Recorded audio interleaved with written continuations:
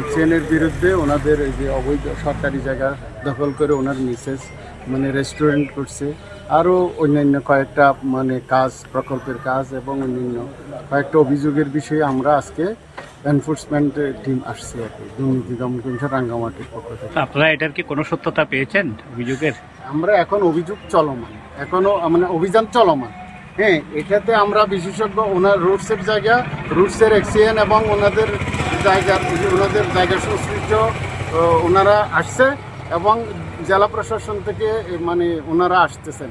তো এখন পুরো অ্যালাইনমেন্ট দেখে কতটুকু জায়গা দখল করছে, কতটুকু খাট জমি ছিল, হ্যাঁ এটা আমরা বের করে এটা অনেকটা প্রাথমিকভাবে সত্য মনে হচ্ছে। রুটসের যেহেতু ওনারা নোটিশ দিছে, ওনাদের পক্ষে ওঠার জন্য নোটিশ দিছে, বলতেছে আমরা আমাদের জায়গা হিসেবে, তাহলে এটা প্রাথমিকভাবে সত্যই ধরে নিব।